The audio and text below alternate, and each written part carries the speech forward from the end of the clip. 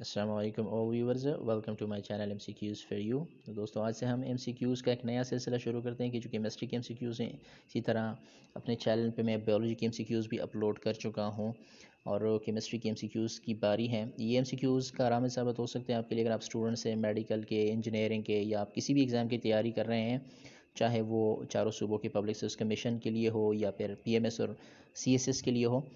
तो इस वीडियोज़ में हम केमिस्ट्री की MCQs के बारे में पढ़ेंगे जितने भी हैं, और शुरुआत जो है सेकेंड ईयर की केमिस्ट्री की बुक से करते हैं। इसका पहला चैप्टर है और पहले चैप्टर की MCQs है, तो आज के MCQs की तरफ जाते हैं। इसमें चैप्टर नंबर फर्स्ट का पहला MCQ जो है वो आपसे पूछ रहे हैं कि the number of shell in an element reflect its. किसी भी एलिमेंट में जितने शेल होते हैं, इसका मतलब आपको पीरियड बता रहा है। अगर किसी एलिमेंट में शेल की तादाद 1 है तो वो पहले पीरियड से बिलोंग करेगा, अगर 2 शेल होंगे तो दूसरे पीरियड से बिलोंग करेगा, इसी तरह 3 होंगे तो तीसरे से, 4 होंगे तो चौथे से। तो जितने शेल होंगे वो उसी पीरियड से बिलोंग करेगा। Option A is the correct option. इस क्वेश्चन नंबर 2 में ये पूछ रहे हैं the number of electron in a valence shell of an element reflect it's.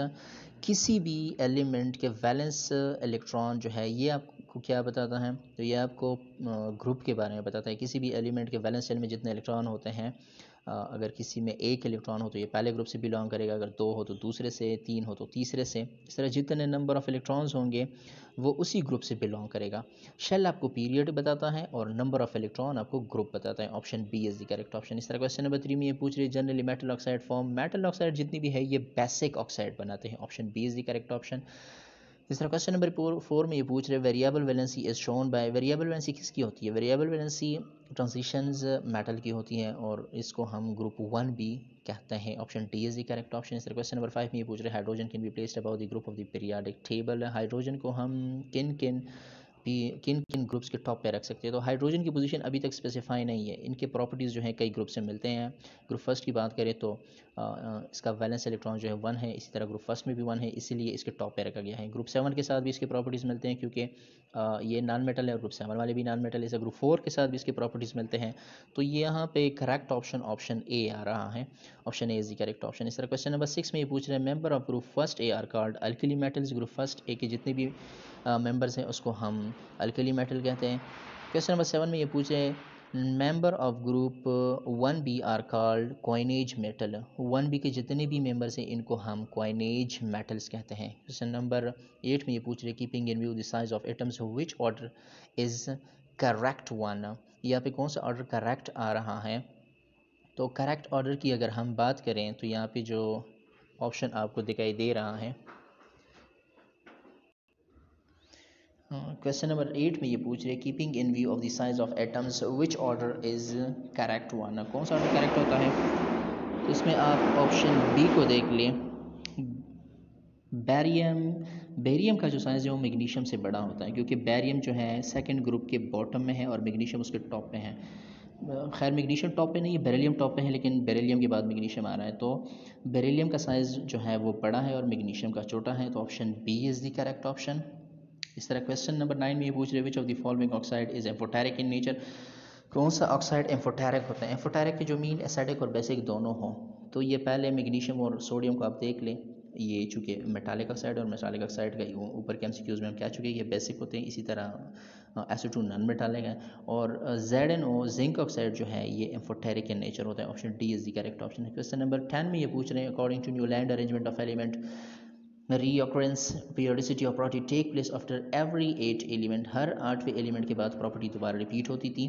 ये न्यूलैंड का पीरियड टेबल था। Option A is the correct option. इस तरह क्वेश्चन नंबर 11 में ये पूछ रहे हैं atomic number was discovered by Moseley in 1913। Atomic number जो है ये मोज़ले ने डिस्कवर किया था। फर्स्ट ईयर में एक एक्सपेरिमेंट है इस पर, जिसमें उन्होंने प्रोटॉन की तादाद कैलकुलेट की है और on the basis of proton we can donate atomic number to any atom. तो ये मोज़ले का कमाल था। 1913 में उन्होंने ये एक्सपेरिमेंट की थी। सर क्वेश्चन नंबर 12 में ये पूछ रहे हैं total groups in modern periodic table. Modern table में जितने भी ग्रुप्स हैं इनकी तादाद 8 हैं। इस तरह क्वेश्चन नंबर 13 में ये पूछ रहे हैं non metal usually exist. Non metal liquid में भी होते हैं और गैसेस में भी होते हैं, जबकि मेटल जितने भी ये ज़्यादा सॉलिड में होते हैं सिवाय मरकरी के जो लिक्विड में है। यहाँ पे option C is the correct option. Question number 14 में ये पूछ रहे हैं ionization energy of sodium. Sodium का आयनाइजेशन एनर्जी है ये 496 किलो जूल पर मोल है। Option C is the correct option. इस तरह क्वेश्चन नंबर 15 में ये पूछ रहे हैं कि थन क्लोराइड इज़, तो ये कोवैलेंट कंपाउंड है, इसकी कोवैलेंट प्रॉपर्टीज़ होती हैं। इस तरह क्वेश्चन नंबर 16 में ये पूछ रहे हैं gallium his oxidation state, gallium का ताल्लुक जो है ये थर्ड ग्रुप से है, तो थर्ड ग्रुप जो है ये 3 इलेक्ट्रॉन लॉस करने की सलाहियत रखता है, तो +3 इसकी वैलेंसी है। गैलियम हैज़ +3 ऑक्सीडेशन स्टेट और वैलेंसी स्टेट।